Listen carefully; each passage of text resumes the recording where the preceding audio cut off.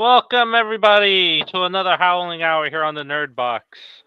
Thank you for allowing us to start a little late. I was in transit. I didn't know if I was going to be able to make today's show, and my plans and everything freed up just in time. And I poured my glass of whiskey early because we're going to be talking some Scream news. But welcome. So you got myself, Dave. You got Mr. Yoinker, Lucas. We got your friendly neighborhood Noah and Marcus with us this week. So we're going to rank Scream 2 Unalive moments. So how is everybody doing this week? I don't think I really talked to many of you this week, even Noah. It seems like I didn't talk to him that much this week. But then again, this could just be my brain just blanking everything out. So what's going on with you guys today, Marcus?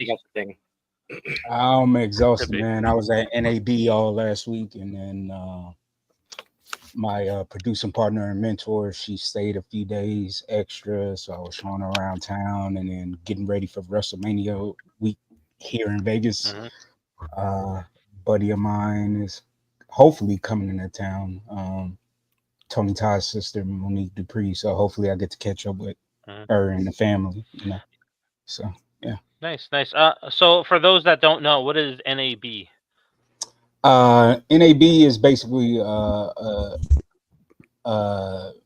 show for like broadcasting mostly, and it shows off the new tech and equipment for the industry, film and television, but most of the panels are like for broadcasting and podcast and news and stuff, more so the actual film.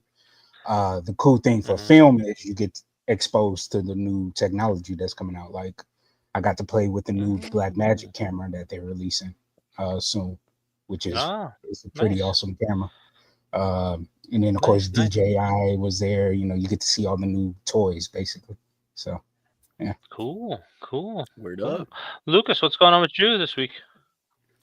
Not much. Not much. Just living. Yeah, unfortunately. We ball out. Just existing like a little muscle on a rock, just hanging out, not doing anything for the world. I was alone all weekend. That's it. All right.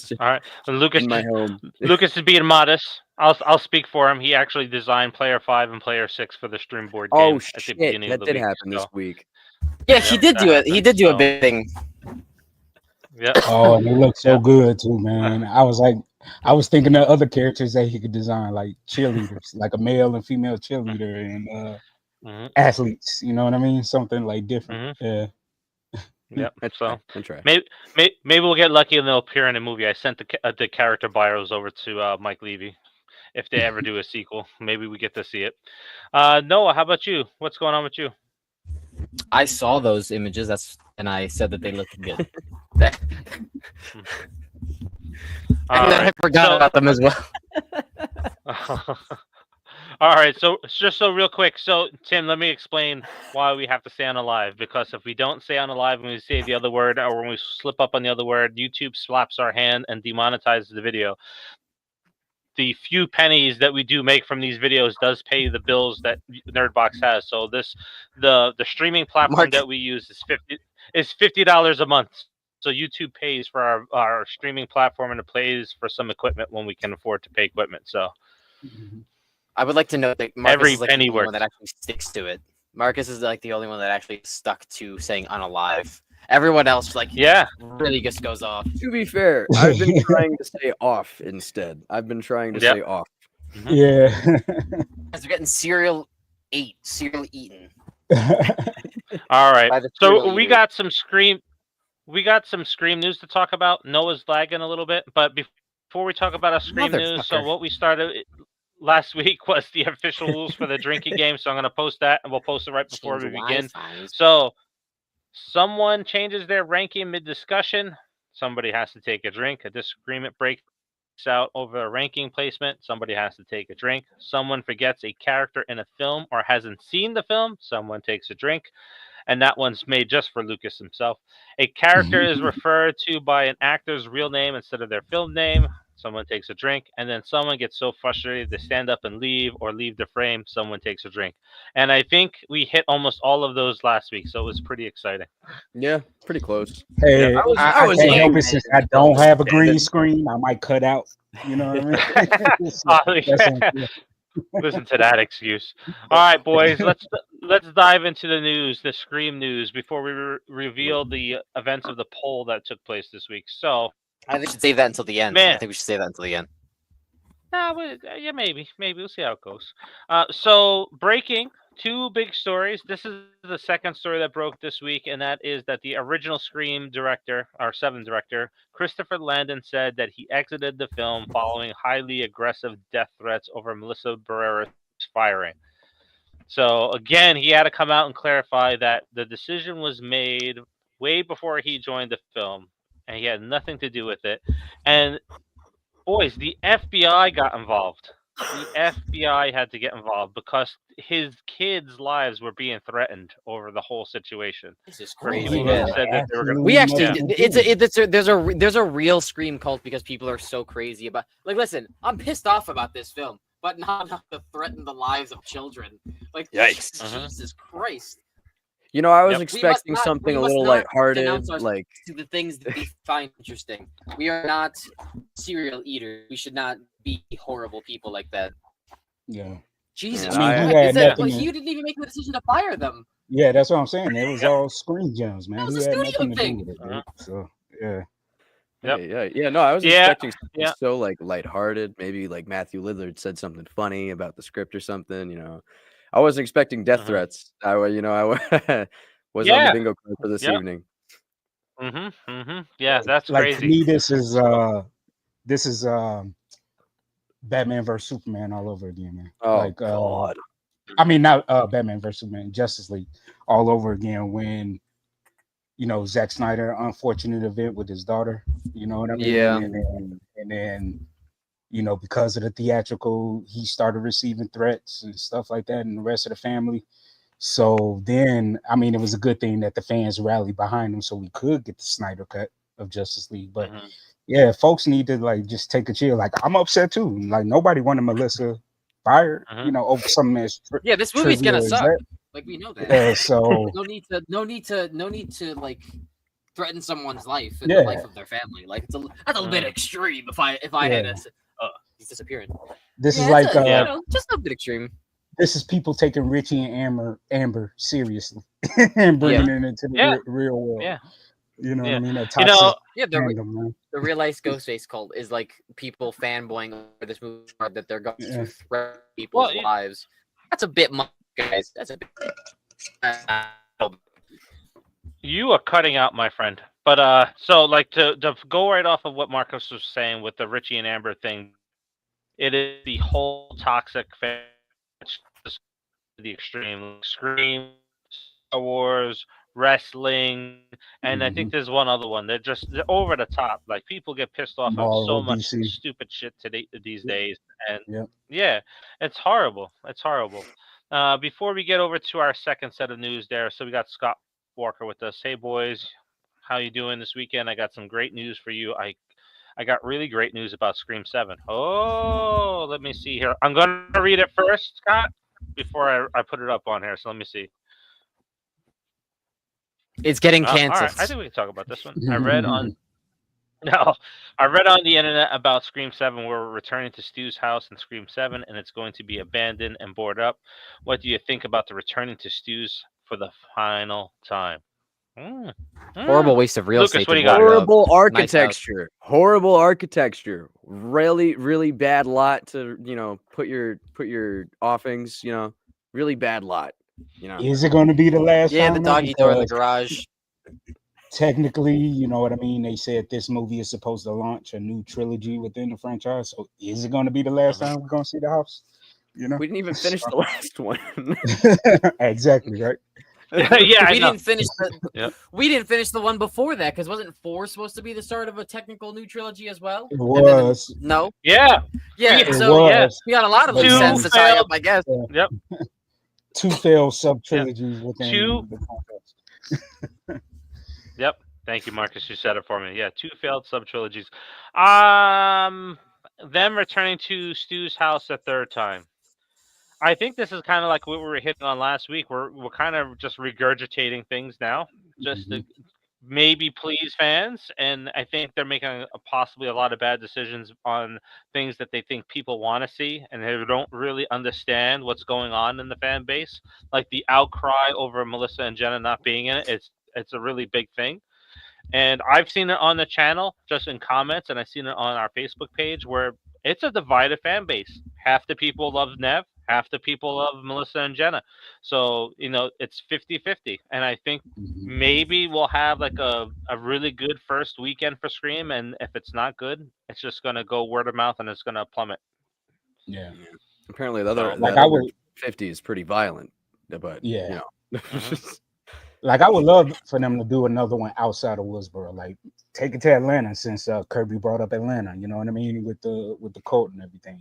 The Atlanta murders. Do something different. Yeah. Genuinely, I would rather they do anything else.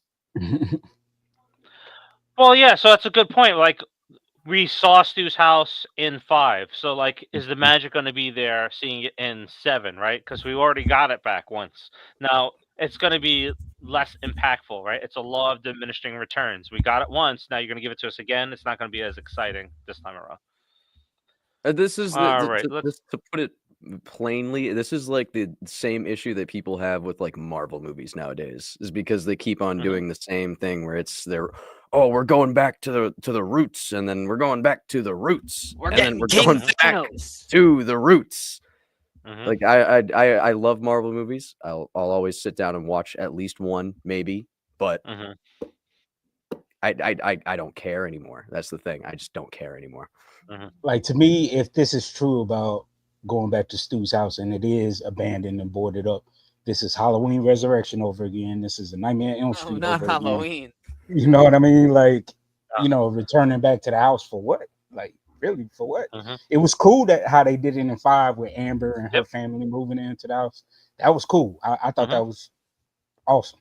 I mean, I guess it could make sense that it becomes abandoned now because this is 2 massacres in the house. You know what I mean? So I could see that being some type of plot line, but I'm like, we just take do we really need to go back? Like, Yes. So. I think it would be funny if it wasn't just because of how many offings happened there. It was just because the bank wanted to foreclose. Like, I think that would be just hilarious. it's not abandoned for any funny reason. It's just it's the financial system that you're after, not Ghostface. It's a bad lot. That's what I'm saying. It's likely to be a 3rd finale of a Scream film in Stu's house. But let's take a look. Scott's gave us some information here on what he thinks. I think it's a good idea to return to Stu's house because if Stu is alive, it's finally returning for 7, but makes more sense for the final battle. Yeah, see, that's what I'm thinking. Yeah. If it's going to be a return, it's going to be the finale in Stu's house again, only a boarded up Stu's house. And they burn it down. All right. Before we get to our next article, King Matthews got in. Did you see that where Courtney Cox was revealed to be the one responsible for David Arquette returning to Scream 7? Yes. I believe it. Yep. I believe it. Yeah. Yeah. I mean, they're still good friends even after the divorce. They still. You just ruined that whole that whole death. Why petition for him to come back now? Why didn't you petition for him to not be unalived in 5? Well, it's because they realize this movie's not going to be making any money. They can do whatever they want now. I don't know, man. I don't know. Let's go. Wrong legacy character. Let's take a look at the second set of news. I don't think it's really a bombshell for everybody that's been following closely to what Spyglass has been doing. So Jenna Ortega has recently come out and said that, hey, the reason that I left was not because of my schedule. I left because the movie was falling apart after Melissa was let go. So she stuck by. Like a domino. Yeah. Yep. So she stuck by her on-screen sister and bailed right after that. And I think we all kind of knew that. That was kind of some of the rumors that were coming out, and the studios was trying to get in front of it, saying, no, it's their schedule. It's the schedule. So it just seems weird about the timing of this coming out where she's speaking out about it a year later, Well, I mean, she spoke on it like when it happened, because like right after she dropped, Jasmine Savoy Brown dropped, and then Mason Gooden dropped. They both dropped like one after the other, you know. And then of course, this is like what kind of has me thinking that possibly, like Danny said, possibly a red herring is that they may have brought Melissa back, because like why else would I mean, unless they just doing it for money and they offered the boatloads of money, why else would Jasmine and Mason come back? You know what I mean? So it's either one or two things, that Melissa is back, or they just gave them a boat ton of money, you know, and they did it for the cash. So yeah, that's my thoughts. Is that it isn't it kind of already one of those things where they are just throwing money at these people? Like they've got what's his face, Roman, Scream 3. They've got they got the entire Scream cast pretty much. Yeah, they're throwing so much money at these people that it's hard to say no, even if the project is looking to be quite upsetting. Grim. Wouldn't it be something if we see a Hot Tub Time Machine 2 pulled off here, where the whole movie we don't get Melissa or Jenna, it ends and they show up at the end? And they got a decent amount of money to show up in the last 2 minutes of Scream 7 to say, all right, guys, here, look, we gave them back to you. They're going to be back in part 8. We just didn't have time to do it in 7. I would not. I can see that happening. I'd be so pissed off. I didn't watch Hot Tub Time Machine 2. I didn't watch any of them. Either of them. Oh, you didn't miss anything. You didn't miss anything. I mean, the first one was decent, but yeah. Hot Tub Time Machine is one of the funniest movies I've ever watched, but 2, never heard of it. Didn't need a sequel. Didn't need a sequel. So Scott's got out there. Truthfully, boys, what do you think it's going to be like walking around in an abandoned Stu's house after you can imagine her reaction in an abandoned Stu's house? Ah, man, it better be good writing. I can't imagine it, and I'm a writer.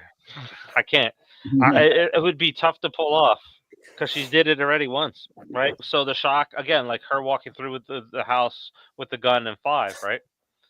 So we got a bunch of creative people here. You know, can you think of how it would get pulled off? Maybe she wakes up in the abandoned house. She doesn't have to go there. I don't know. Maybe that's where her kids are at. It's just a little strange. That's all I really have to say about it. It's just a little strange. I feel like if they wanted to do some big climax with Stu, it would either mean more if it was just okay. One, it would mean more if they didn't already go back to Stu's house. As you said earlier, that, you know, that's not something they can really take back anymore. It's in a film, you know, it's not going to happen. It's not going to have the same effect. But I don't know.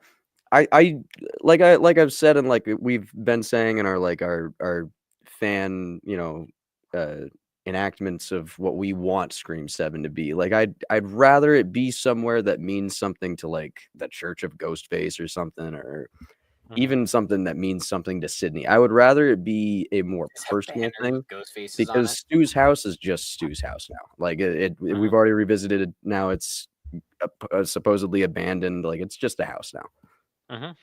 I could see them, like, if they were going to set it up where, like, okay, because you know the real house is actually like a tourist attraction. You know, they have it's a bed and breakfast parties now and stuff like that. Yeah. So like, say like if it was abandoned and they were setting it up to be like a haunt or something usable for people to come. Oh, you know, so it could be like a stab attraction or something. Yeah, something like that. I could see. Yeah, that would be like a plausible reason to use the house, like they're about to renovate it to set it up to be something. I don't know. So I could see that. But it would be so weird. Like, why is anyone in there? I mean, I guess like, oh, well, morbid attraction. They're gonna go to a murder house and then go see a haunted attraction. But like, why is Sydney going there? Why is anyone gonna do like maybe her kids and then she goes there to find her kids? So like, you know, I guess I do see your point, but like, I don't know, man.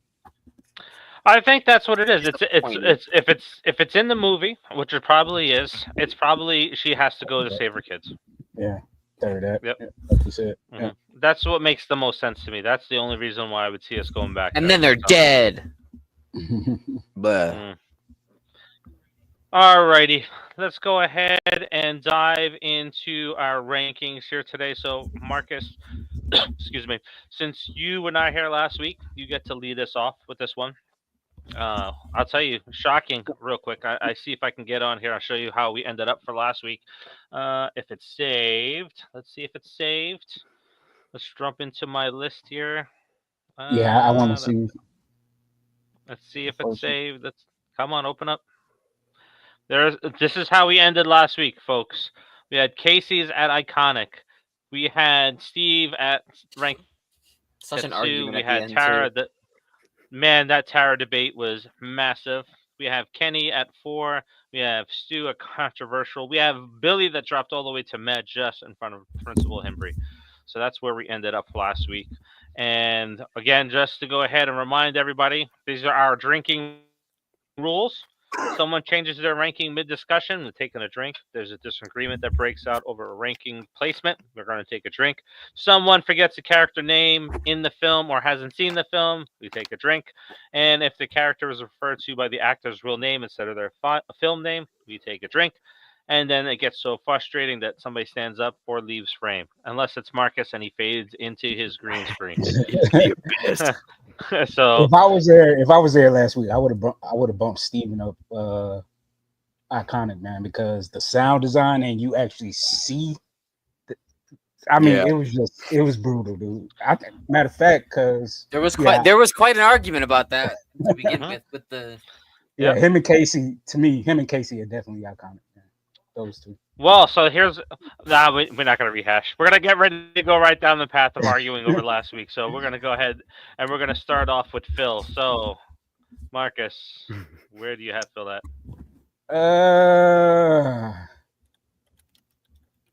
I actually like his kill, so I would put it as like almost iconic because of the fact that Scary Movie ripped it. So yeah, you got to put it almost iconic, man, because it left it impressive. All right. I think the one thing that we all kind of agreed mutually on, just to bring you up to speed, is the thing that separated almost iconic and iconic was the build up until that moment happens, and that's what kind of separated Casey from Steven. Like there wasn't a build up; he was there, it happened, fantastic, You're right. And then it didn't have a lasting impact as much as Casey's. I think I got it. Yeah, I get that. So that works. I mean, unless you want to count like what Casey said to Ghostface on the phone. Like, oh, brother, you know, my boyfriend is big and everything. Like, but I get that. Cool. All right, so you got Phil at almost iconic. He took it in the ear. Noah, how about you? Where do you thinking he's at? I'm thinking for 9 inches of serrated steel into the cranium through the hole. I think we'll keep him at almost iconic just because that sucks. That's gotta suck. Mm-hmm. I don't know how you do it. The accuracy is on point, but jeez. We didn't need the 9 inches. We didn't need that bit.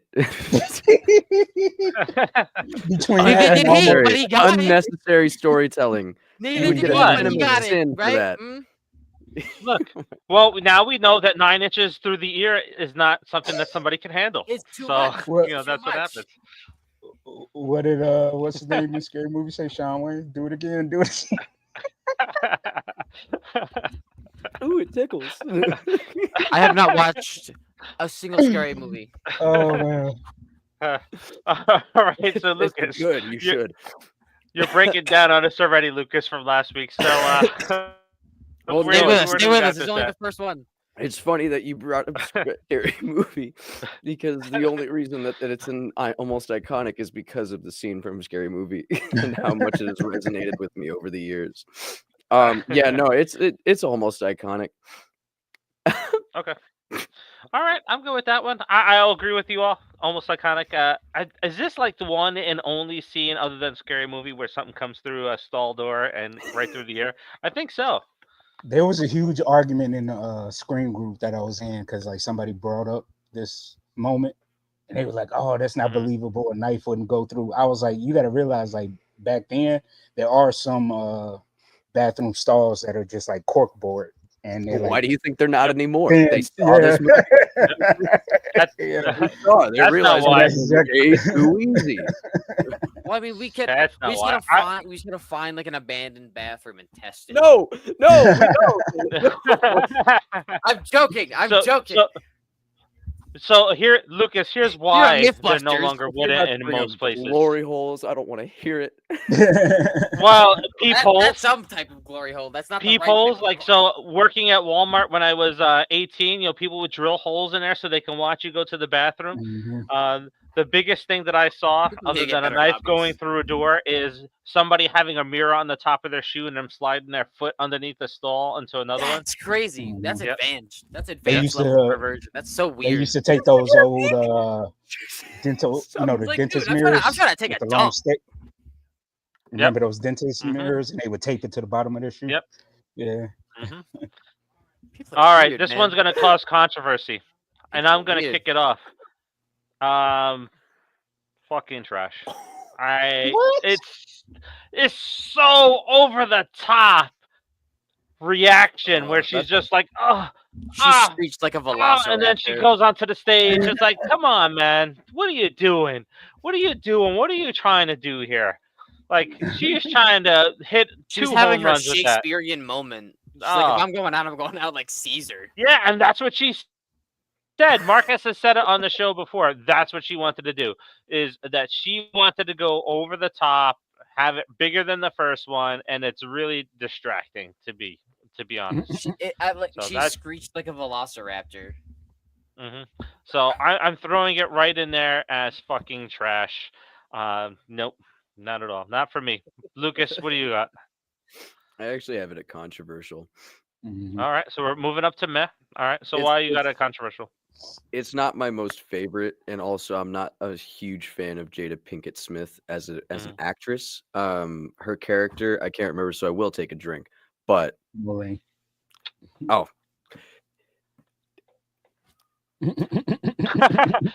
it was right there for you. It's one of those. It's one of those things that doesn't. It stuck with me at the time, especially when I then watched Scary Movie, and they riff this whole scene to pieces. Like, it's really funny. If you guys haven't seen Scary Movie, go watch it. It's very good time. It's talking to you, Noah, but yeah, no, it's just it. I don't know. The over the topness really only sits for like maybe the first 2 times that you watch the movie, and then once you go into like more rewatches, it's just hard to sit through. Yeah, that's a good point. Yeah, it's one of those things. It's like, come on. I was happy that she was unalive. This is the movie where I'm getting into. Yeah, but then you get where I was like, yep, I'm good. I'm glad this one's done. Oh, glad this one is done. And we're gonna talk about it. We're just gonna keep rolling through. It's like, yep, good, gone. I don't care. This is the first Scream movie that I was like, yep, thank you for just unaliving them. Thank you. Thanks for moving on. Poor Phil, but Maureen deserved everything she got. Yeah. Noah, what do you got? Oh right, yeah, her name was Maureen. That was like the tie-in to like why it was important for the movie. I forgot about that. See, so controversial would make sense for the reason why it's like the way that it is, because why the scene is that way. I would say just leave her at meh, because I fucking hated the scene. But it is. But what's your vote? Meh. Oh, okay. Leave it in right. meh. Leave her at meh. What's your vote? Meh. Hold on, let's rewind it. Let's rewind time real quick. I wish we could do instant replay. Like I said, hate the scene, but it does make sense to put it in controversial because why the scene is the way that it is. Because I don't remember what the original scene was even supposed to be, but this one was just bad. This is a bad version. I think it's going to end up in controversial once Marcus speaks. So Marcus, where you got it? Iconic. Yeah, I'm with. Well, I was gonna put it almost iconic, but no, I got it at controversial too because. All right, everybody got to take a drink. He changed it. Shit. No, I said I was, but I got it. I'm giving my reason why I put it. It wasn't mid discussion. Yeah, it wasn't mid discussion. Okay, all right. Lucas brought. Oh no, I took a sip. Yeah, Lucas brought up a valid point that the fact that Mickey offed her in front of everybody, and nobody took it serious. I thought that was just iconic. It's a bit far-fetched. You know what I mean? Because I've been to a movie theater where people. There's like a phenomenon. We were just acting a fool in the theater like that. You know what I mean? So people wouldn't notice it. I remember I forgot what movie it was, but it was like a college town. So, people were drunk, high, everything, acting the fool. People were having sex in the back of the theater and nobody was paying attention, noticing. So The it was 90s, kind of man. believable. You know what I mean? Like the 90s was just 90s. different. Look, we're going back to it. See, I told you. I want to be We very talked clear. about this on the last episode. As somebody who works at a movie theater, that has not changed. It's just less crowded so people can see you. Nobody goes anymore. And then the fact, like in one of the original scripts, it was supposed to be more brutal, where like Mickey disembowels her and her intestines fall out on the stage. So I was like, that's why I got to add controversial. So you know what I mean? So, yeah, you know what? They probably should have left that in. I missed this comment, but so we had King Matthew. Phil, in my opinion, deserved to die sitting there putting his ear next to the wall where someone was using the bathroom. That was really weird. That and is plus, pretty rude. That is really fucking Yeah, weird. it's weird. Does the guy deserve to die for it? I don't But know. hold on. If you heard somebody saying, making little noises like, "Oh, I'm sorry, honey, I'm sorry," you'll be curious too. Like, I don't know. Put my ear against that dirty ass public bathroom stall wall. That is nasty. That is nasty. Yep. This is why I love I'm the gonna great Van Gogh my ear. This is why I love the great generational debate. Oh, everything was so great in the 90s. Why the fuck were you putting your ears against stall doors in the 90s? All things to put your skin against. Yeah. Yep, that's right. We're gonna move from that point. So we got Cece. Lucas, where you got Cece at? Right, like I had to put that picture in there because it don't look like she's getting stabbed. At least with the knife, she looks like she's getting stabbed with something else. Or she got a finger up the butt. I don't know. Yeah. Ooh. I have it at meh. Honestly. Okay. All right. That's one of those ones where I can remember it, but I can't remember it that well. Like it's not one of those things that like stuck with me. She fell out a window, right? Or got pushed? No, she got thrown. She got thrown after being stabbed. We've seen worse shit happen. Let's be real. But doggy. Holy fuck! Whoa! That was that vodka. Jesus. All right. So we'll come back to you. All right, Noah, where you got her at while Lucas recovers from the vodka?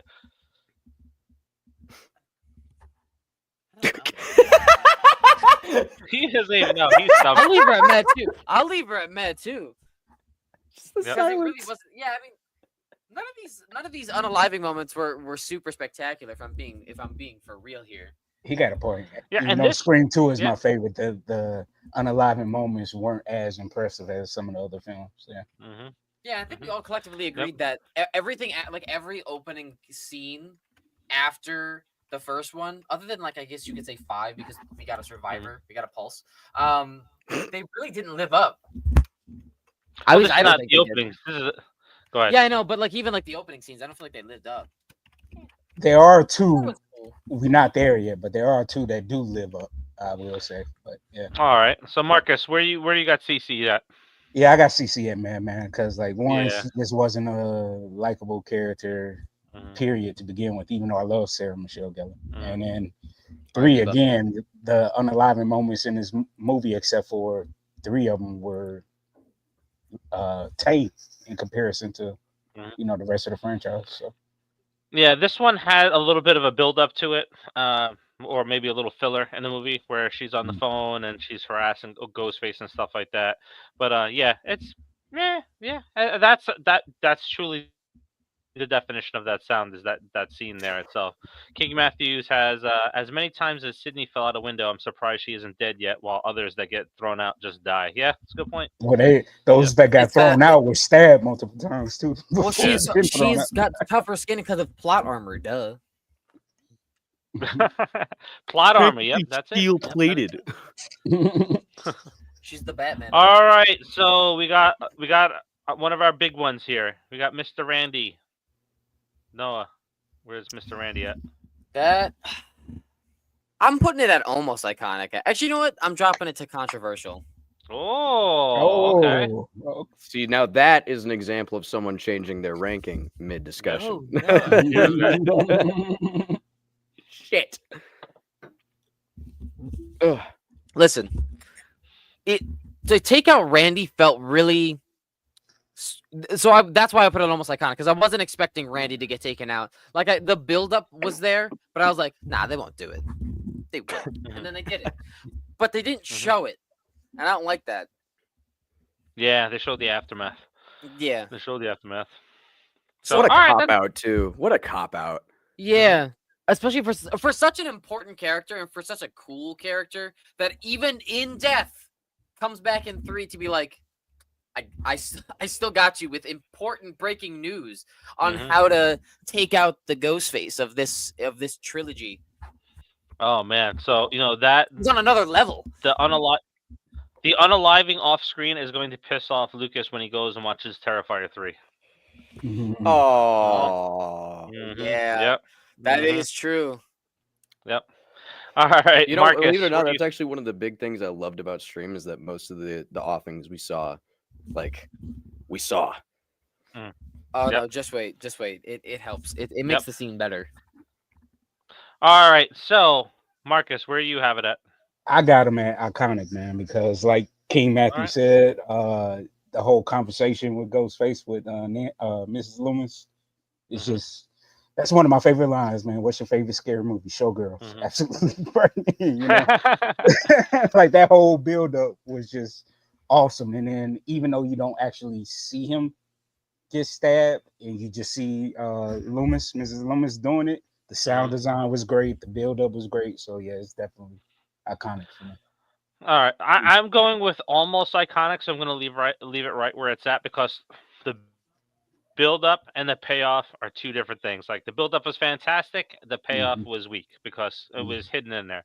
Like just maybe, if that would have happened inside the college, like when Ghostface was chasing, what's her name, Gail and Dewey around, and he was a third person being chased in there, and instead of Dewey getting stabbed up against the glass, it was him. I thought that would have been a lot better of a scene, because excuse me, because I thought that scene with Dewey getting stabbed up against the window was a lot better than this one because of the way it ended. And then they revealed at the end, he's like, "Oh, we got a pulse. what? He's alive." Yeah, he's alive.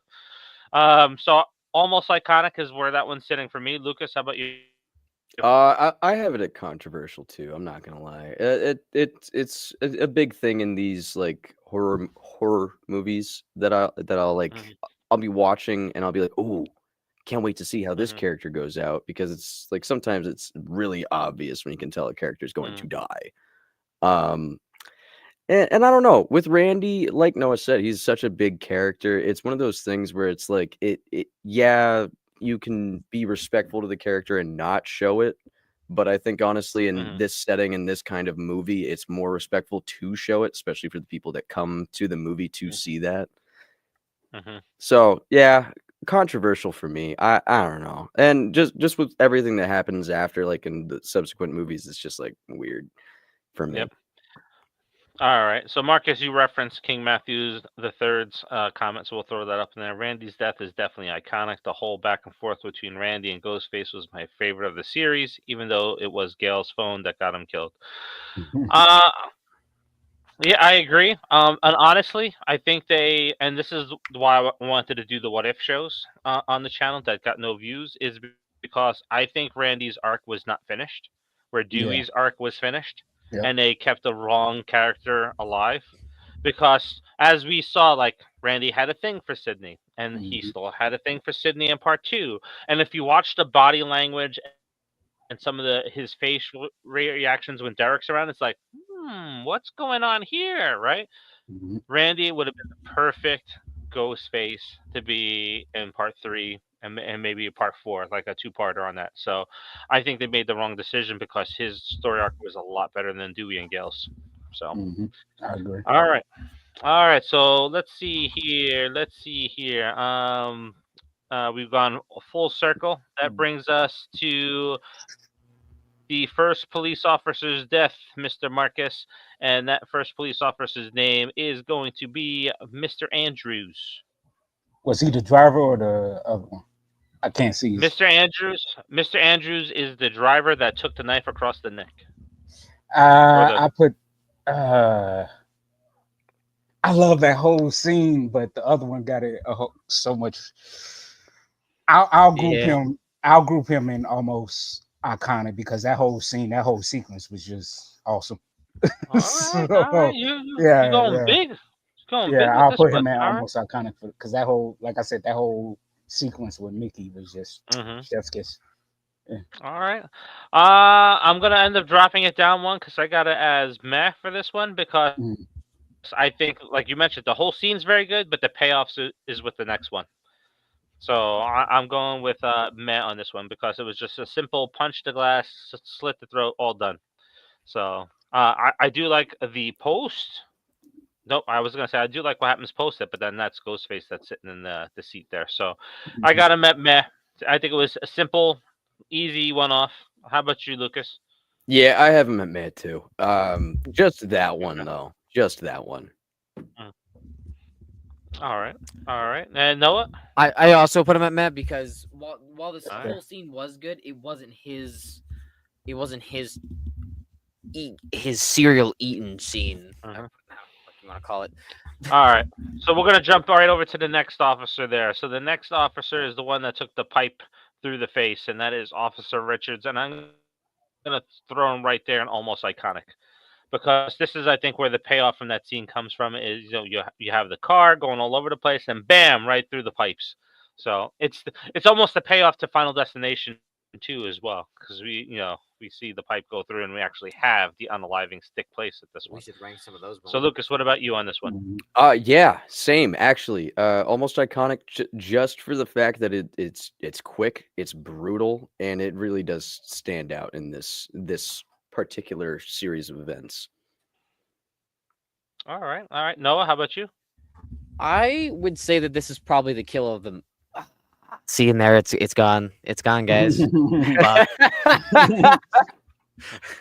Fuck. We tried, guys. We really tried. Anyways, this is the one for the movie. This is the big cojones. So I'll put that at iconic. Oh, all right. So the rebar throughout the entire body. I'm pretty sure he was twitching at the end too. Like I know it was like a body reaction, but like that little detail that they put in there. That's some good shit right there. That's a payoff for a sequel that had already very good unalive sequences. I'll try and keep it going. In the first one, because the first one had great sequences. This one didn't really have many big moments that I cared for where people getting taken out. Like I said, Dewey, that scene was great, and then he lived. This one, amazing. And he's not coming back. Yep. All right, Marcus? Yeah, I'm with Noah. I got him at iconic, man, because you see the whole thing. It was brutal. And the fact that the body was twitching while his hand was still on the gun. Oh, dude, that was it was awesome. And then even Haley's little comment, she was like, "Oh, it went through his eye." I just love that whole. Oh, thanks. I really needed to know that. All right. So our tiebreaker will be broken up by King Matthews. Officer Richards was lots of potential, in my opinion. He had a brutal death, but he didn't have any good character in the movie. All he did was guard Sydney, and he puts a fight against Ghostface. All right. Yeah. All right. So that's where we'll land. He'll land at almost iconic. So that's an interesting one there. So all right, very good. Lucas, Allie's. Controversial for stupidity. Okay, explain yourself. From my remembering of the movie, she runs back to the car for some reason, right? Or was that Sydney? No, Sydney runs back to the car. Meanwhile, she's trying to get Sydney to run. She was the smart one. The thing is, not really. To be considered the smart one, she would have had to actually run instead of staying in that place. Granted, wait for your friend. She would have had to live. Yeah. For her to be smart, she would need to be alive past this sequence, and that's not necessarily true. Other people's stupidity could be the reason for your downfall. Yeah, that is you just named it. Oh, yeah, she's waiting on Sydney.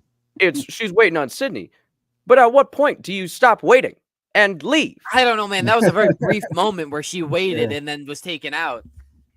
I don't know. It was like less than a minute. It was like less than a minute. Really fast. per se. I think that's just more so movie stuff where it's happening. That was an in the moment scene. I don't know. I think she had plenty of time to just keep it trucking.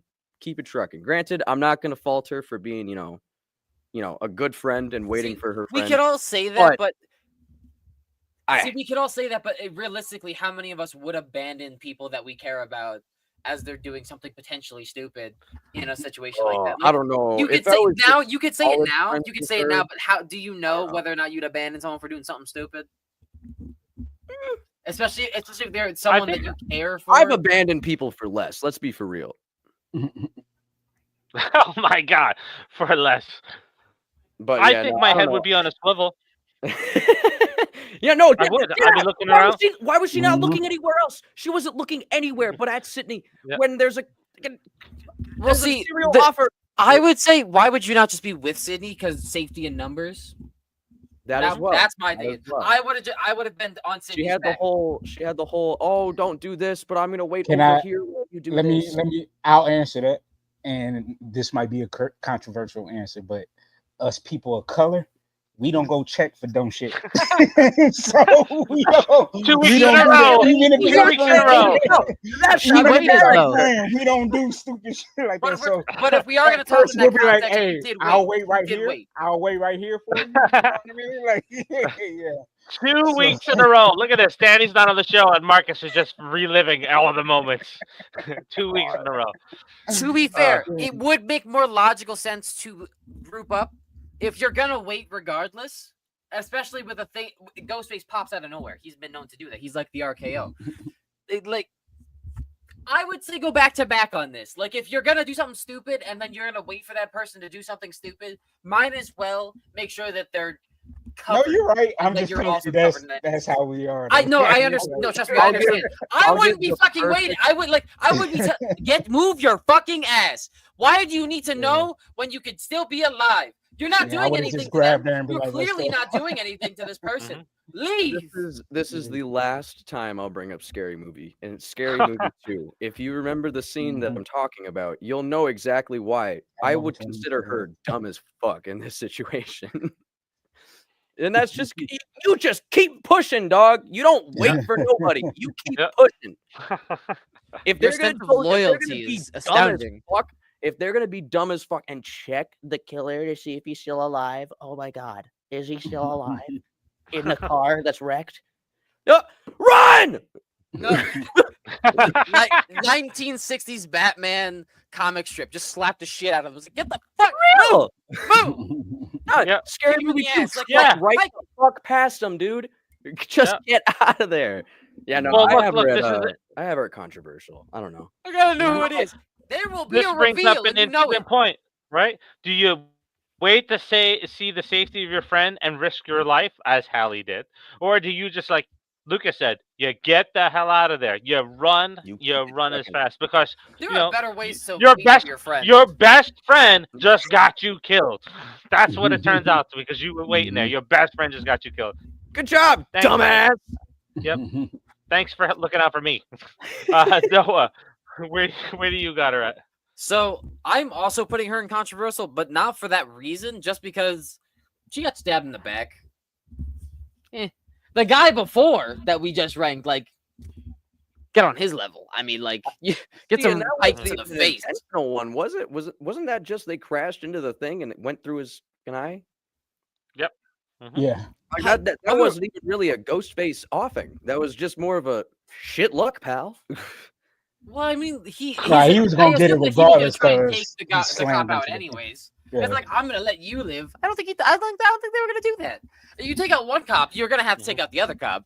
Well, yeah, he was. Listen, he was going to die. GTA rules. There's 2 to a car. We're going to have to talk about Sebastian's comment there in a second. We'll get to his after we talk about King Matthew's one on there. But all right, so we got 2 controversials. Marcus, where you got? I actually got her at, one, because it's just Hallie. She was an awesome character, but no biases. No, I'm not being biased, but I'm just saying the whole build up of the scene. Again, you don't actually see her get offed. You see the aftermath, so I guess I would have to put it at controversial. Even though the sound design I think she got stabbed more than anybody else in the film. Because it was like 6 or 8 times, something like that. You hear it, but you don't see it. So yeah, I put it at controversial. Yeah. I agree. I only agree because I don't think it's necessarily met like the other ones that we have, but it's not almost iconic. So it's definitely in the middle of the road there. Yeah. CG joined us. Just he's back from his walk. Yep. What's up, CG? All right. So King Matthew, Hallie was lots of potential in my opinion. She just stops and waits instead of helping Sydney go remove Ghostface mask like Sydney was planning. That Ghostface mask should have came off right away. Yeah. In fact, look, for me, like if that happens, I'm not crawling over. I'm taking the seatbelt, I'm wrapping it around the neck, and I'm just finishing it there. Yeah, they missed the opportunity while they were still in the car to take him out. You almost want to ask, like, does horror movies not exist in your universe? But then you remember, like, there was a whole horror movie marathon. 1, 2, 3, 4, all the way to 7. They talked about Halloween. They talked about pretty sure they mentioned Poltergeist at one point and The Exorcist. This exists in our universe, just not in our universe. And these people apparently watch them. Stupid. Yeah, right. And these people watch them. Yep. Now, I guess in the moment we don't know how we would react in fight or flight mode. We don't know how we would react. But come the fuck on! You had a whole badass moment at the end of one, not in my movie, and then you shoot Billy, which we all agreed was a stupid way to take him out. And then you don't have these same inclinations when you try to take him out initially, anyways, because that was the whole reason, right? Like. She assisted in the crash of that car. And then she's like, let's just get out of here. Finish the job. The mafia would be disappointed in your work. Finish it. Yeah. Fatality. All right, so we got straight controversial with that one. So who started us off with that one? No, that was you or who's? I forget who started us off with that one. I did. Was that me? I started off. All right. No, so then Noah, you get. It was a straight flush. It was Lukas. Straight flush, baby. All right. Before we get to the next one, this is where I'll come back. So Sebastian, CC Cooper had the best chase kill, or unaliving. Damn it. Randy, best jump scare, unaliving. Jada Pinkett had the most creative death. Drew Barrymore had the most brutal. Ooh, Drew Barrymore. I gotta disagree with. Yeah, I gotta disagree with Drew Barrymore. Tough. Like I think it started it off. But Olivia was more brutal. Hell, Steve was even a little bit more brutal than Casey. No, man. She was hanging from the tree with her guts. She was hanging, but all you see is her get choked and get stabbed in the shoulder. Where Steven, you actually hear it, the sound design and stuff. And then I would even say, shoot, the bodega was more brutal than Casey in Scream 6. I think any Scream. What's her name? Annika's moment. Yeah. Well, now look, you bring up Annika, right? So if you think of chase scenes, I would think of that whole. Do you lump Sebastian? You gotta throw this answer in there. So, like, is this whole chase scene where Annika falls to her death apart considered a chase scene because it's a group of them being chased? Because if we consider it as a group being chased, then that's probably the best one. But CC's is hard to beat. Like if I think of like nothing jumps out at me for chase scenes with Ghostface and an unaliving moment that happens at the end of it where it's better. I would actually, even though there wasn't an unaliving moment since Dewey survived, I would actually say the studio chase scene was a lot better with Gail and Dewey. I think that's my favorite chase scene of the entire franchise is in the studio Scream 2, but nobody was unalive there. Oh, look, Sebastian answered. Annika. So unforgettable. Yep. Before we come off of this, let me see here. So we talked about the best chase. We talked about the most brutal, best jump scare. So is Randy the best jump scare? That's a tough one. I don't. It's hard to think of other ones right now. That's the thing. I think once I go down the YouTube rabbit hole once again for the month, I think I'll probably come up with something. But I'm torn between. Oh, I'm sorry. Oh no, you're good. I was just saying. I was gonna say I'm torn between Randy's jump scare, Officer. What's my man's name in Scream 4? No, Scream 4. The knife to the forehead. Yeah, that one was pretty. That one was pretty good jump scene. It is funny as hell. It is funny when he's Yeah. when he's looking, and then like the but he knife just come out of in his head. nowhere. Yep. Yeah. That was a good one. And then And I would even say more... the security in Scream 3, where Roman pops up behind him in Dewey's trailer.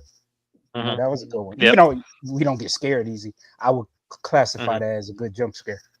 You know, the Scream 4 one has the potential to take the cake, in my opinion, as well, because like if you also put your eyes, I don't remember the name of the cops, so I'll be taking drinks for Scream 4, but the knife to the head, like in his shoes, you have to like think he's trying to react, and he's knowing now that he doesn't have enough time to react, and he's gonna get killed on a lot. Fuck. He's gonna get. It's just me. I'm the problem. Oft. Just say oft. It's less. Yep. It's I'm not gonna less remember. syllables. That's too many words to think about. Yeah, I don't. I think we'd have to get back to it after 6, because we're only on 2 right now, so now I'm really thinking about these 2 movies. We've got a couple of weeks to go. Yep. Yeah. Except for next week. Next week's WrestleMania. So. WrestleMania. Most creative? Anything jumps out to you? Most creative over Jadis?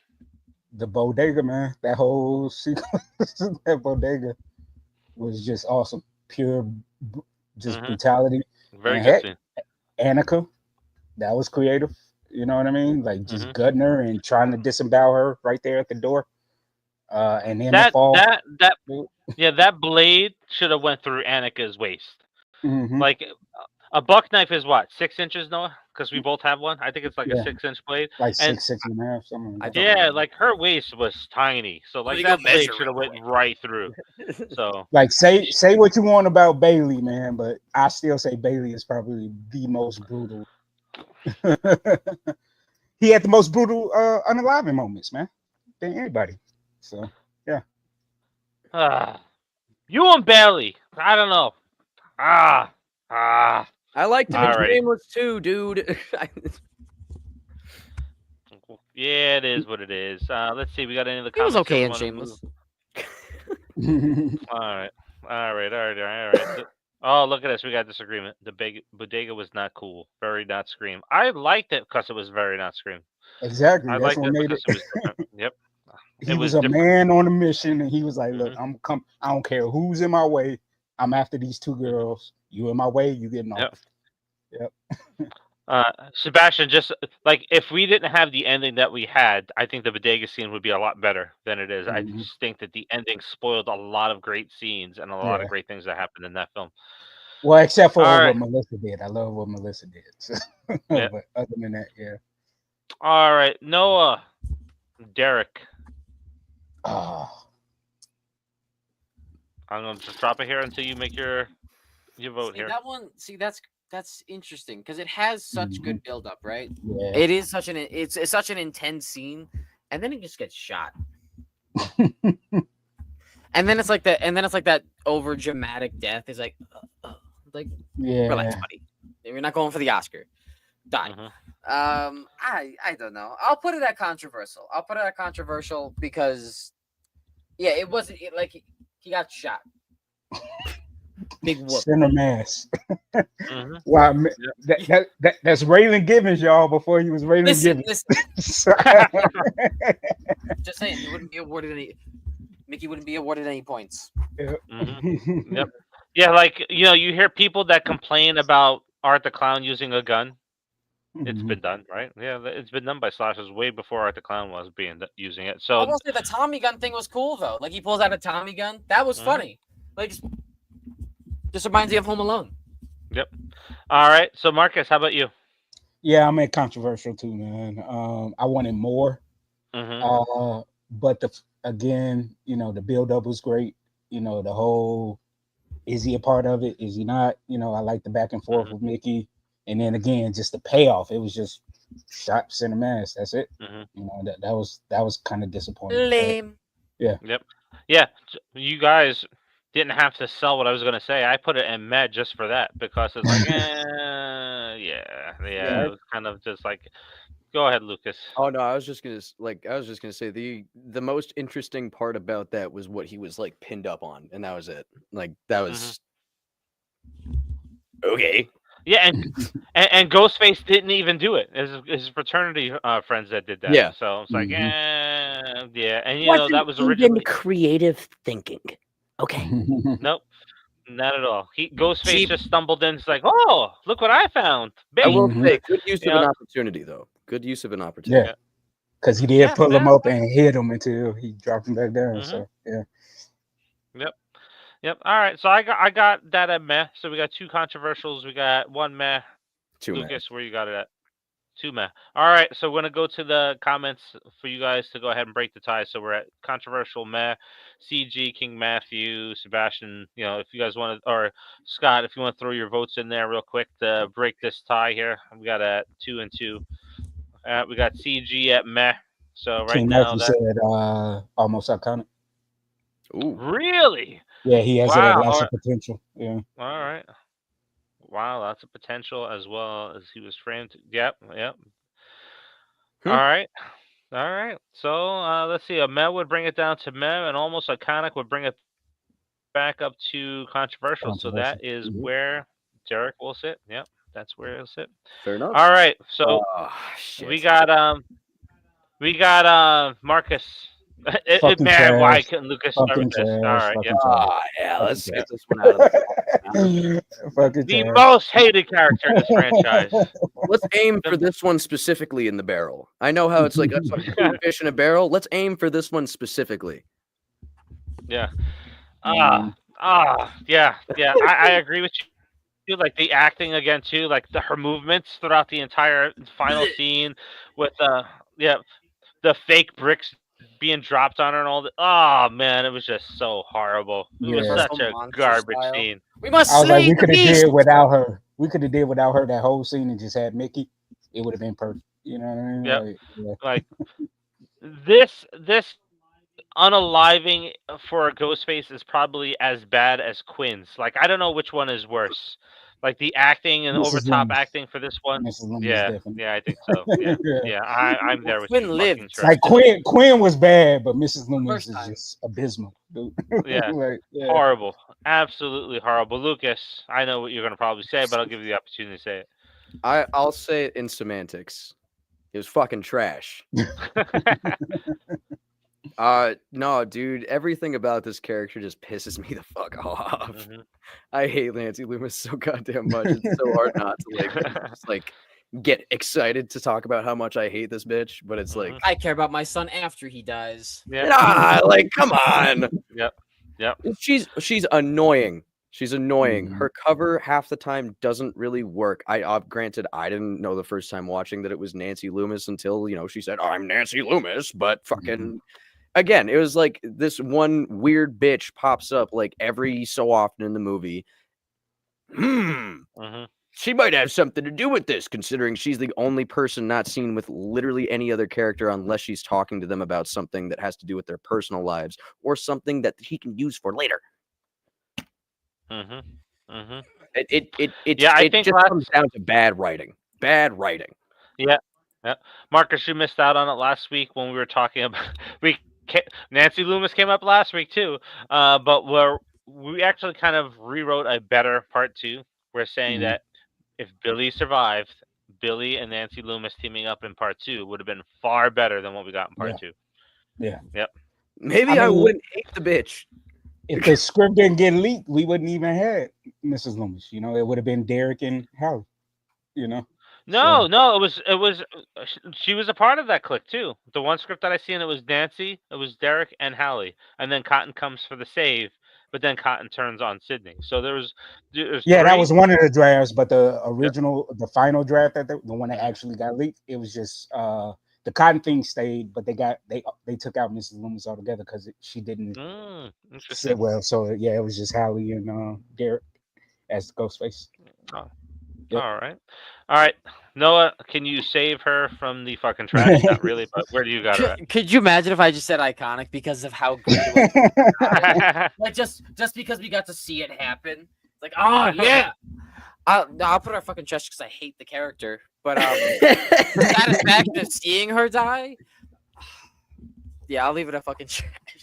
I won't stir the pot. But that would be funny. So I'll be the controversial person. Let's kick us off. I got Mickey at meh because of I love Timothy Oliphant. I hated the ending and the over-the-top performance at the end. Like, his facial reactions and stuff like the guy looked like he was having an orgasm talking. Like, "Oh, That's the oh." point. He was Yeah. getting pleasure. It was just I it was loved it, just man. Mickey is it was one of my favorite Ghostfaces. yeah, and you know what? He finishes in the top 5 They when we kept do the polling. I can't mid-shot argue for with a it. reason. But you know, this is why I backed Lukas the one time when Lukas said he was a fucking joke when we ranked all the ghost faces, and it's like I can agree. Like So he got shot several times by his double crossing partner, and then he comes like "Ooh!" at the end. I was like, come on, really? Nah, nah. Lukas, where you got? I have it in fucking trash. Yeah. Oh, wow! You got him in there's fucking trash not again. I'm so for real. I actually like Scream 2. I want you guys to know this. I actually like Scream 2. I fucking hate the Ghostface picks that they had for this movie. I don't know They were what very it was. Again, like Dave said, love Timothy Oliphant, great actor. What the fuck was he Santa doing Clarita here? Diet? Santa Clarita Diet was really good. Good example of robbed of our Timothy future Oliphant seasons. acting fantastically. This movie, no. Yeah. It physically hurt to watch like an actor that I actually really enjoy watching. Like anytime he's in like he was in Mandalorian and Boba Fett. Loved him in those 2 shows. Awesome that we got to see him. This movie comes and I'm just like I can't wait to see. I can't wait to see nothing of this character because really it was no has business. literally no impact on the larger story of Scream whatsoever. Yeah. You think if you think about the whole entire lore, it didn't really move the story like where Yeah. people come back to talk And about it, right? like another thing is like they did the whole he wants to do it for fame yada yada. They did it better in 4. Mm-hmm. They basically rewrote their own Ghostface better in a different movie. So Mm-hmm. it's like, what's the point of having him now? Because I don't really care for it either way now. It's not new. It's nothing that I'm gonna be like, cool.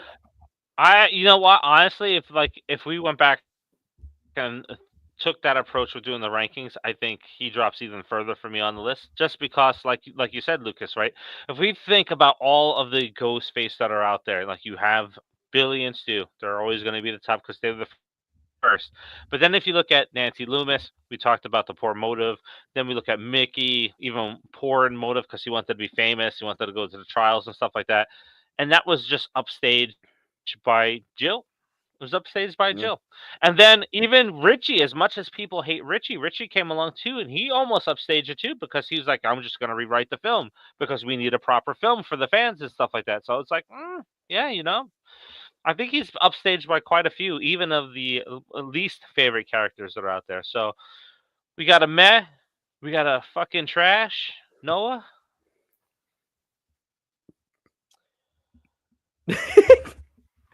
I'll leave him in meh. Just because, like you know, he got shot. He took a couple of shots to take down. I'll give him credit for that. But he also really wasn't in the movie, so I'm not invested in the character. Like he barely showed up. So like he got upstaged by Randy, and Mickey wasn't even the one that took him out. And then did he show up again? Yeah, he was in the movie He showed up quite a several bit. times. So he wasn't even important in the scenes that he showed up in, and then he's all of a sudden this psychopath. They could have played on that, but instead they did that with Cotton, and then that was just nothing. So, like, you know, Well, you know, they focused so much attention on Cotton, and then it was like, oh well, maybe you should have focused more attention on a main character. a So, lot yeah, I'll of leave him in Mickey's a lot of Mickey's scenes were pulled from him, and they went to Derek. Like they Mhm. took Mickey's character apart in the entire movie that we got because the dancing on the table that was Mickey. A lot the fraternity prank that was Mickey. Mhm. So they took a lot of Mickey stuff and they put it over on Derek. So they essentially made 2 characters out of his one character. But I liked his character up until the end. I thought he was pretty cool. He was intriguing. I think Mickey's arc needed to be 2 films because I Yeah. liked the best friend angle that he had, and we didn't really fully get to explore him as being Sydney's best friend. They touched on it a little bit, but that was the purpose of his character. He was actually Sydney's best friend over even Randy post the events in Woodsboro, and we just didn't get to see it fully. All right, so Marcus, that would be interesting to see, actually. Right? Again, here we're rewriting again. We're rewriting it again. So I actually have him at controversial. One, because I like the over the topness of at the end, because of the fact that Mickey is the only Ghostface out of everybody that was already a serial killer before anybody, and he just took pure pleasure out of doing it for the hell of it. Like the whole trial thing, I think they threw that in there because somebody in real life that happened to around that time where they just wanted to get caught and wanted. It kind of feels like a Ted Bundy situation. Yeah, I forgot. Yeah, I forgot who it was. I think it might have been Ted Bundy or the Unabomber or something around that time. So that's why they did it. But again, Mickey, he just took pleasure, man. He was like the Joker. He just had fun. That's what I loved about it. And so the over the topness and the campiness of that final scene, I was cool with it because it was like that's who he was. That's who he really was.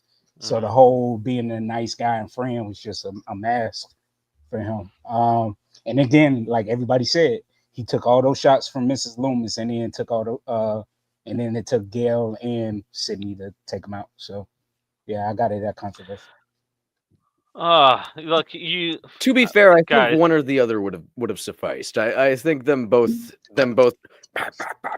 You know, like I think that was a little overkill, but at the same time, deserved. Shitty character, you know. Not a shitty character, man. Yeah. Mickey is awesome, dude. Mickey is awesome. Love Mickey, man. They didn't do anything with his character in that movie. That's the problem. Yeah, there was a lot of meat left on the bone there for that one. Yeah. So it's another just properly unused character. Another thing where it's like it gets into like rewriting territory is like if they had done the thing they did in like Scream 5 where they have that whole, well, I'm not the ghost, I'm not the offer, I'm not the, you know, and then say like it's Mickey in this situation. You're right, because I am, and then he like off someone that would have been something. That would have been something, especially for the angle that he wants to take. And if he's that crazy, yeah, why wouldn't he just give up right as soon as somebody accuses him of being Ghostface? I think the biggest negative of Scream 2, and I don't know if you all will agree with me, because of the leaks and everything, they were so rushed to just get it out there. You know what I mean? Because again, Scream 1 came out December of 96. Scream 2 came out December of 97. I forgot, I think it was like 3 to 5 drafts got leaked. So then they were just rushing to get the production done to get it out in December next year. So that's what hurt the film overall. You know what I mean? Like, I think it was like I think there was like the way the dates broke down, it was like 11 months in between them, the way it broke down. Yep. So they did a big rush job on that one. So yeah, and the movie suffered. The movie suffered. They probably should take honestly, everybody should probably think about this too, because we've seen it with Saw. It's like you should probably put a 2-year gap between films. Yeah, I know fans want it every single year, but you get better quality if you put a little bit more of a gap in between them. Quality like to this day, one of the things that still cracks me up, even though Scream 2 is my favorite of the franchise, like because of personal reasons, the fact that they put Hans Zimmer music from Broken Arrow in the movie, I was like, what the hell is going on? Like, that was Dewey and Gail's theme. I was like, why are they playing music from Broken Arrow? Like it just didn't make sense. Yeah. All right, let's go ahead and take a look here. Let's do our final rankings for these here. So who's number 1? I'm almost fine with the way it's laid out.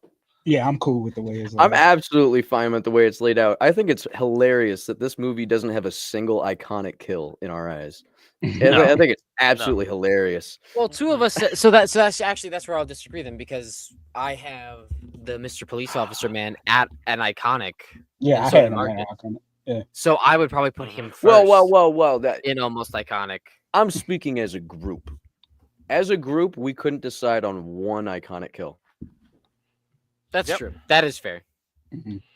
And so that is very fitting. Yeah, I would put the officer, Phil.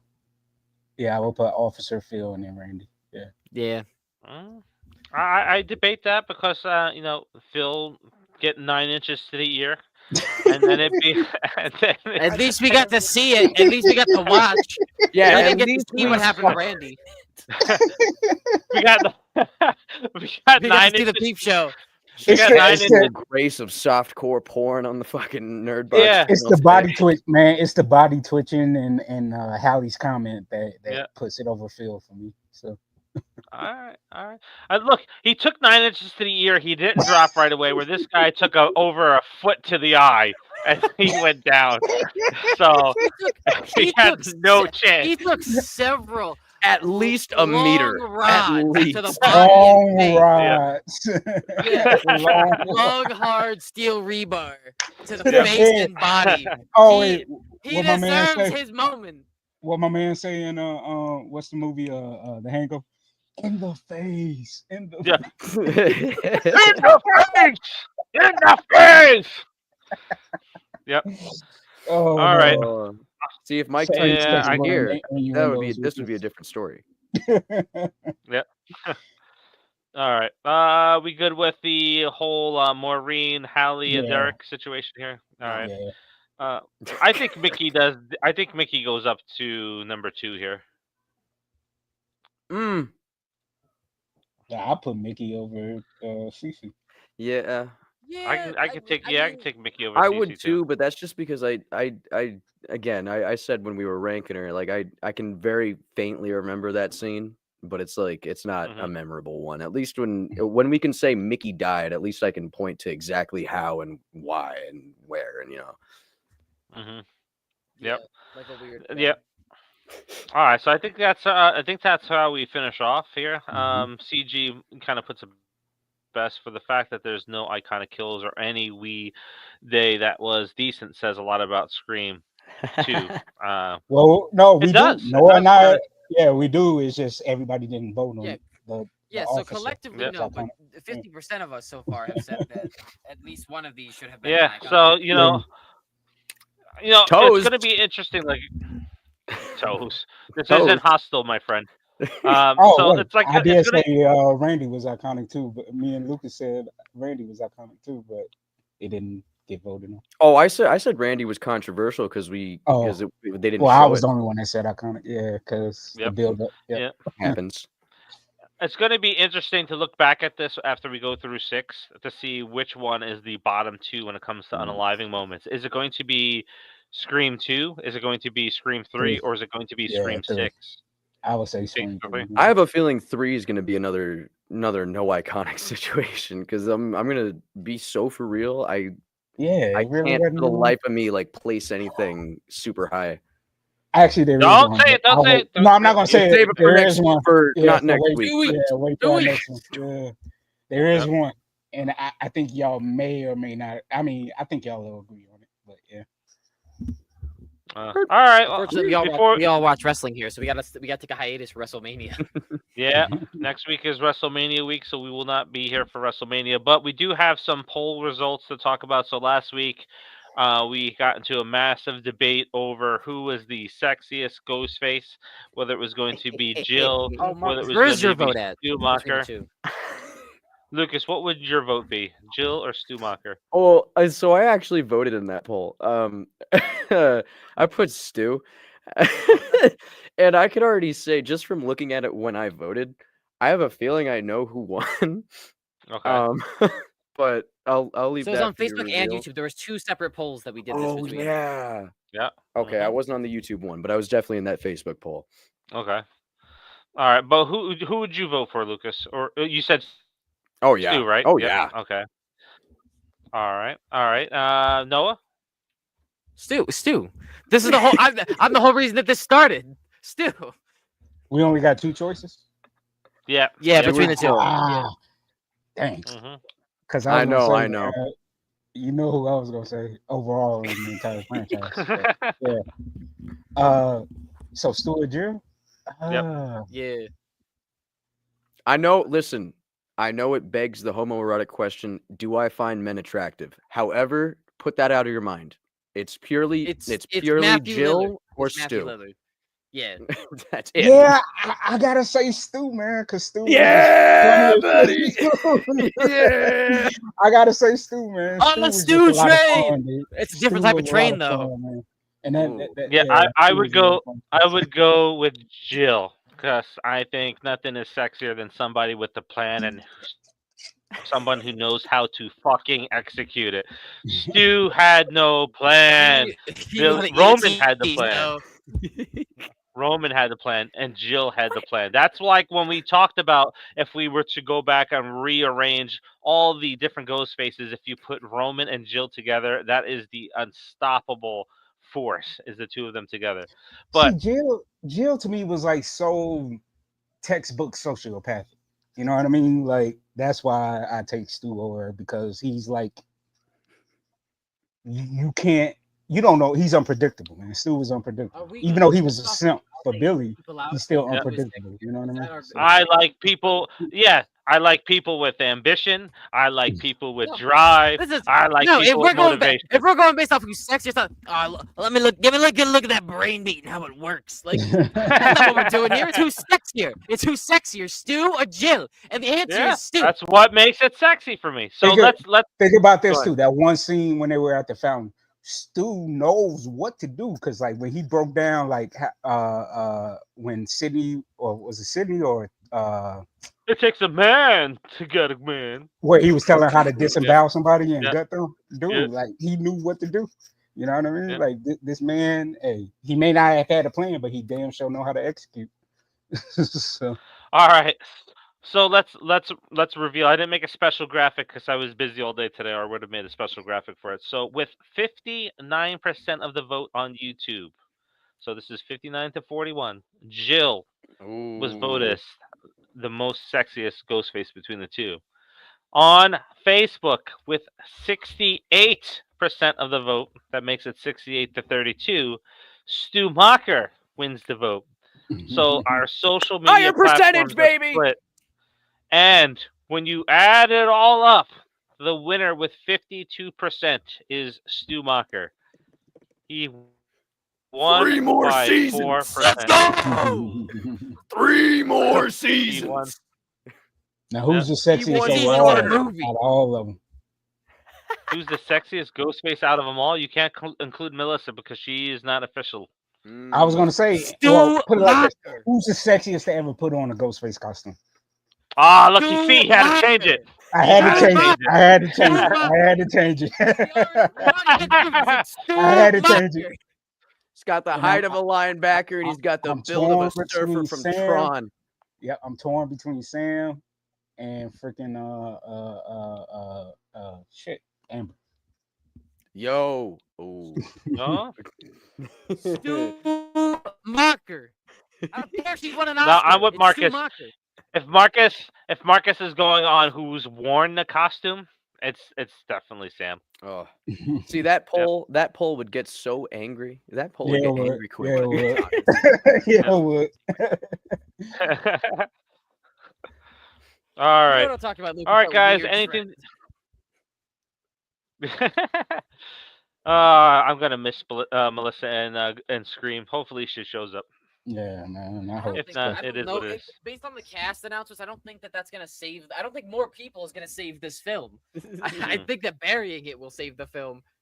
Forgetting that we thought of it. You know, with the whole WrestleMania being next week and some of the fake stories about the controversies that are happening behind the scenes being true, and then you find out afterwards, like, no, we planned it. You guys just took the bait for it. It could be the same thing. It could be the same thing here because of like Alexa Bliss with the Elimination Chamber and all the other stuff, like with the fake news. I don't know. Maybe. However, when are movie studios that like intelligent and think? No, they fired Melissa for stupid reasons. Everyone followed. They got 2 of them back.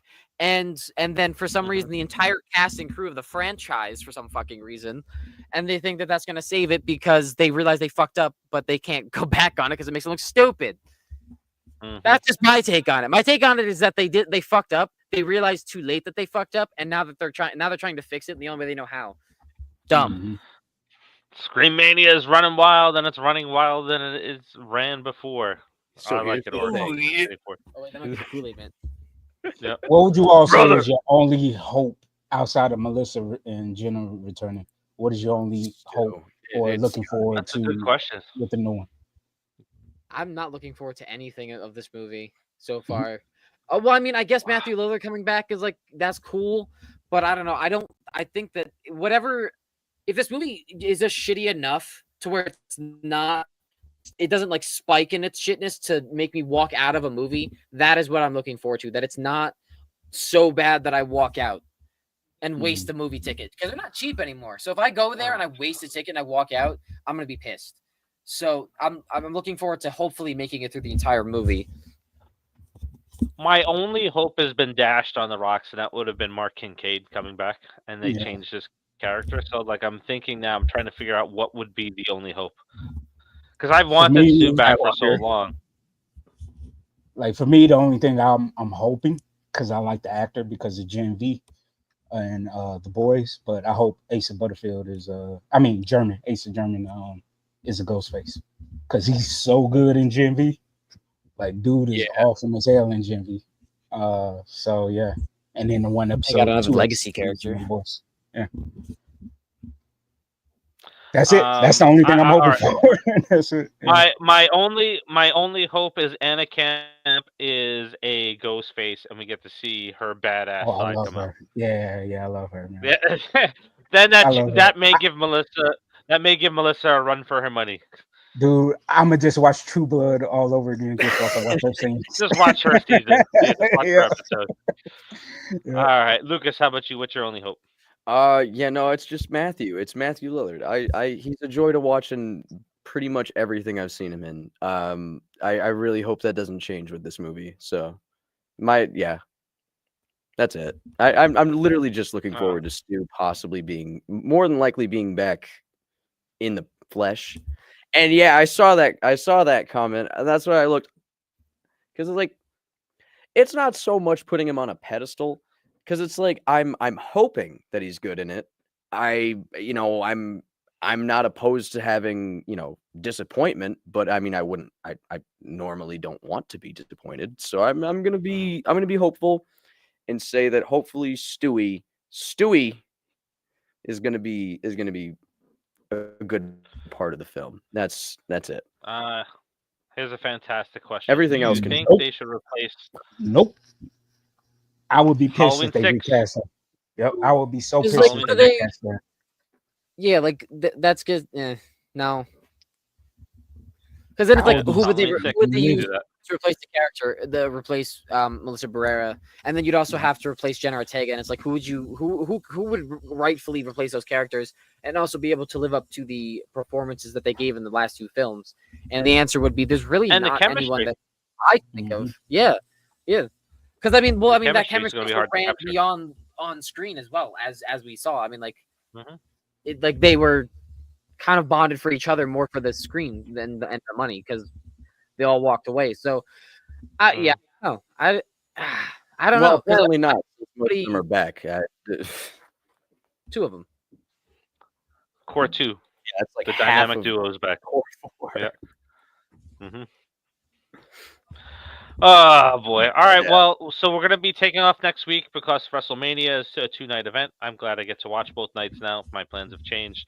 But thank you everybody for tuning in. When we come back, we will be doing the unaliving moments from Scream 3. So we're almost halfway through this. Unless there's a lot of news that comes out over the next 2 weeks, maybe we'll push it back and we'll just talk about some news stuff in the horror world. So. Movies, if anybody's looking for movies to watch, The Amateur is out, Drop is out, so there's some decent movies that are out there. I thought The Amateur was pretty good. So everybody, enjoy. We'll talk to you very soon. Have a great week, and we'll see you in 2 weeks. In 2 weeks. It's Easter, WrestleMania, and Weed Day on that next Sunday. So everyone enjoy with chocolate and the other stuff. You know what I mean? Like, the apocalypse. Go wild. I might have to come over some of that barbecue